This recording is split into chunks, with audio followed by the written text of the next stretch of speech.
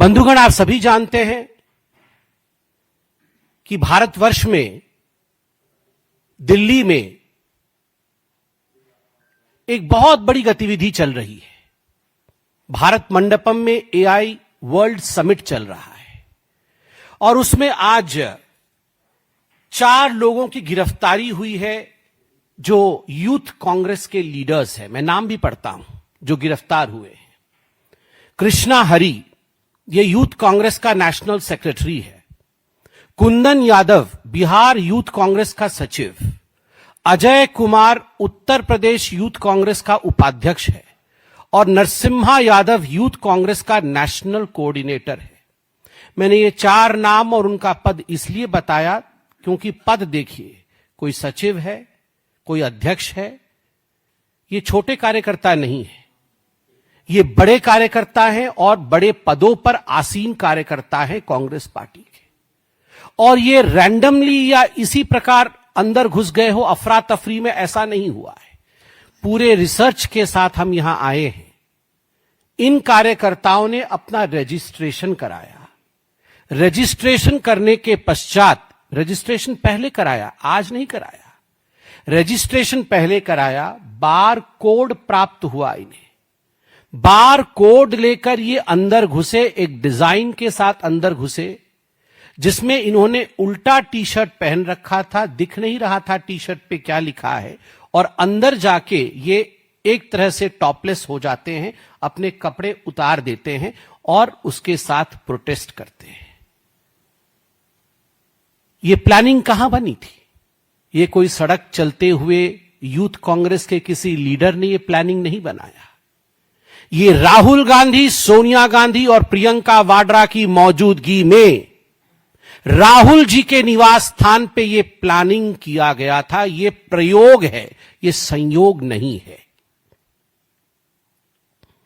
This is not an experiment, this is a deliberate attempt to malign the name of India by the leader of opposition Rahul Gandhi, because in his very home the design of this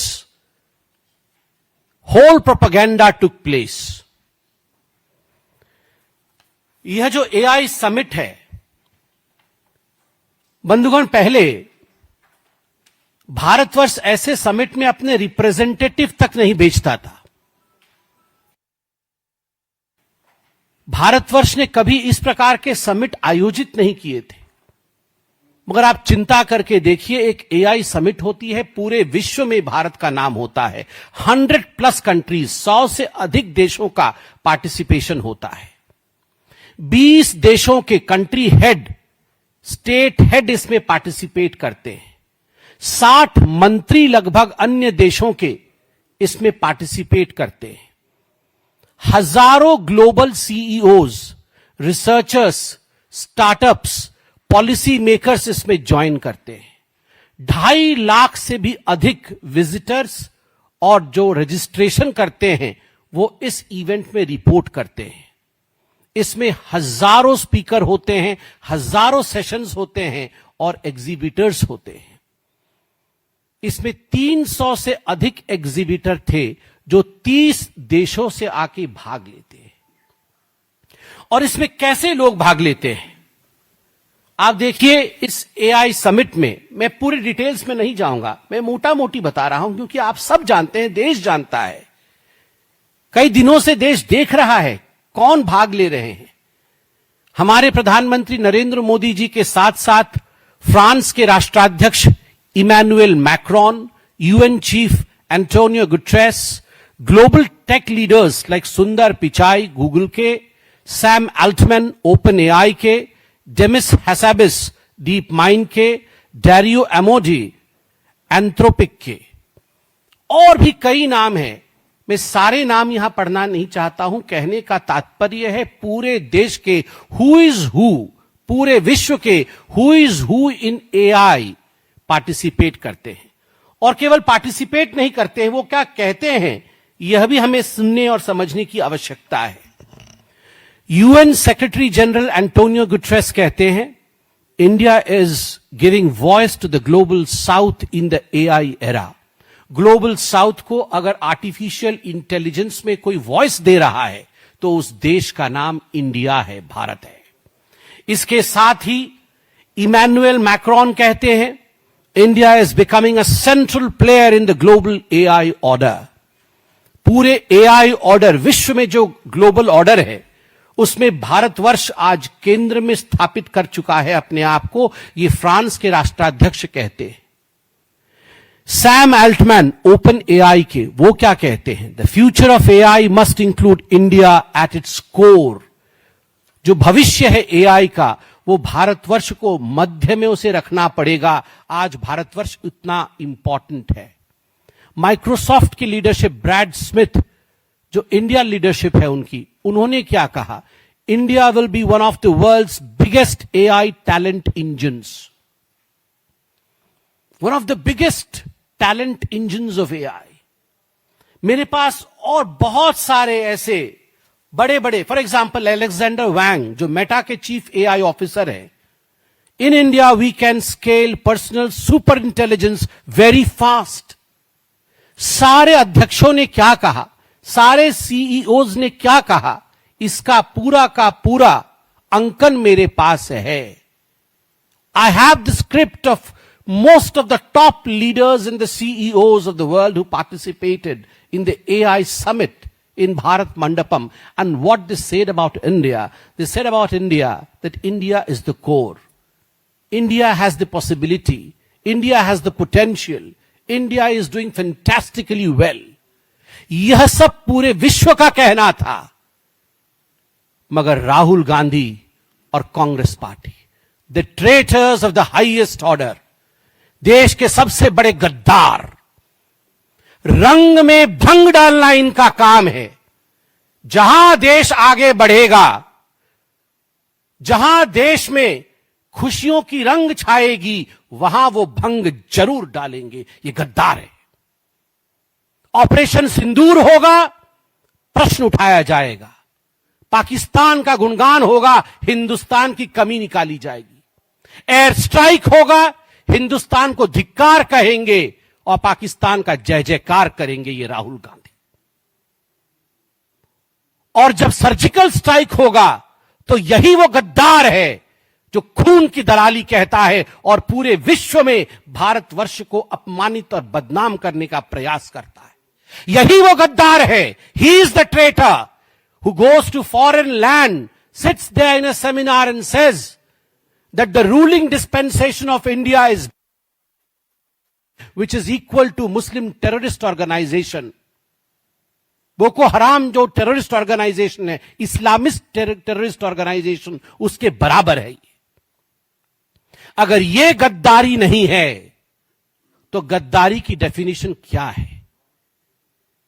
If this is not what traitors are, if this is not what traitorship means, what is the meaning of a traitor? Please tell me.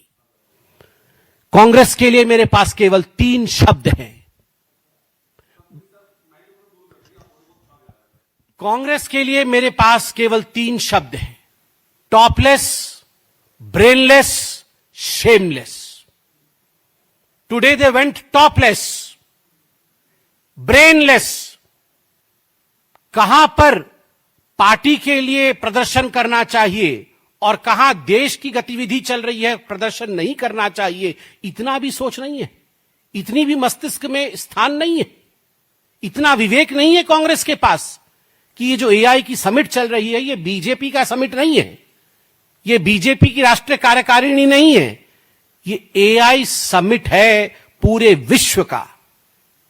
वहां we should not go topless, वहां protest नहीं होता है। Topless, brainless and shameless. बहुत भारी पड़ेगा। जेन जी कभी भी कांग्रेस पार्टी को माफ नहीं करेगी। याद करिए वो तस्वीर। मैं तमाम जेन जी को कहूंगा, आज अपने हाथ में अपना आईफोन लीजिए, अपना एंड्रॉयड फोन लीजिए और गूगल करके देखिए Nehru, Edwina and the snake.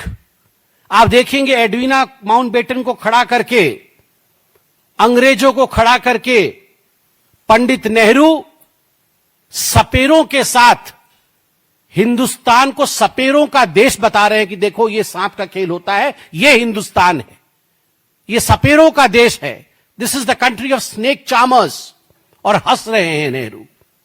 Rahul Gandhi ji ने आज एग्जैक्टली वही किया है जो नेहरू ने किया था।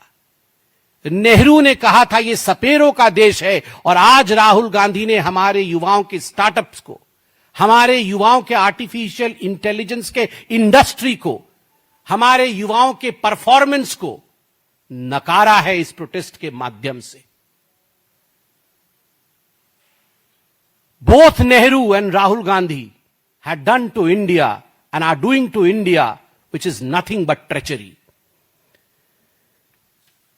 Vulgar thoughts and vulgar gestures don't make you a great party. Vulgar gestures और vulgar thoughts से कोई पार्टी बड़ी नहीं हो सकती है. It doesn't make you a big party. मुझे तो बड़े दुख के साथ कहना पड़ रहा है कि जिस प्रकार की आज गतिविधि हुई है, पूरा विश्व देख रहा होगा, पूरा विश्व सोच रहा होगा कि आखिर किस प्रकार की ये पॉलिटिकल पार्टी है। प्रधानमंत्री के लिए मैं सुन रहा था, कॉम्प्रोमाइज्ड पीएम करके अंदर घुस रहे थे लोग। कौन कॉम्प्रोमाइज्ड है?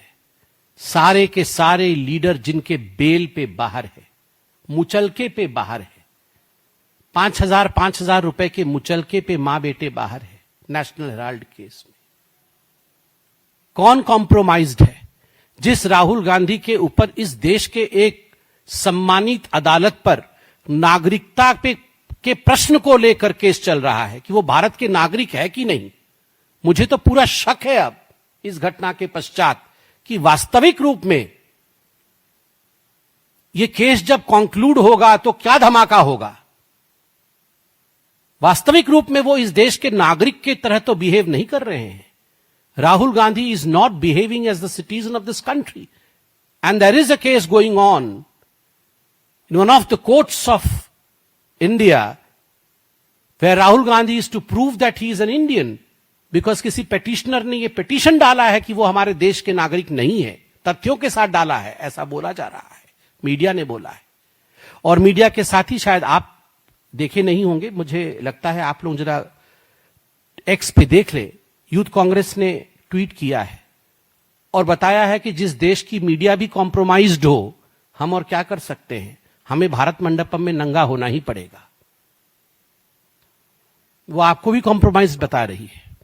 Media compromised, judiciary compromised, election commission compromised, PM compromised, और जो लोग डोकलाम के समय चाइना के टेंट के नीचे चाउमीन खा रहे थे और देश के सीक्रेट बेच रहे थे, ये देशभक्त है। जो शायद देश के नागरिक भी नहीं है, ये देशभक्त है। जो मां बेटे जाके 2008 में शी जिनपिंग के साथ बैठ के देश के सारे तमाम दस्तावेज बेच करके एमओयू साइन कर रहे थे, ये कॉम्प्रोमाइज नहीं है। इनकी सेंस ऑफ एंटाइटलमेंट की हम ही राजा हैं और बाकी ये सब लोग ना ये स्टार्टअप जानते हैं, ना इनकी औकात है एआई की, ना इनकी औकात है इंडस्ट्री की। जो गांधी परिवार चाहेगा वही भारत चाहेगा। ये जो एंटाइटलमेंट है, इसके कारण इन्होंने आज ये नेकेड प्रदर्शन किया है। This nakedness of Congress party stands completely expose today. I hope Rahul Gandhi, Sonia ji and Priyanka Vadra take a note of this. Priyanka ji, आप तो आसाम में हैं, प्रेस कॉन्फ्रेंस करिए आसाम से।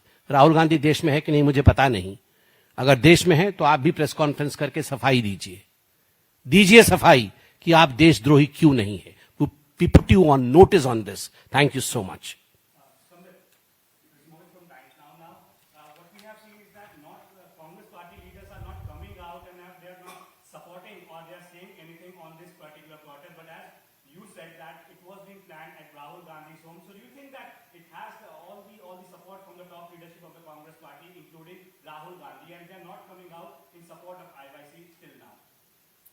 I mean, if you say that BJYM is a separate entity of BJP, it has nothing to do with BJP. So how would we react? BJYM is part of BJP. Similarly, Indian Youth Congress is part of the Congress party.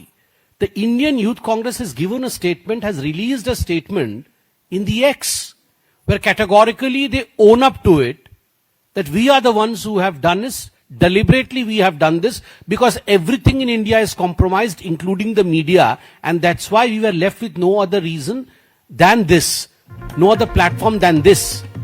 So they have in fact, they have released a statement, and here it is. There is a picture of Narsimha Yadav, who organized the protest today, along with Rahul Gandhi.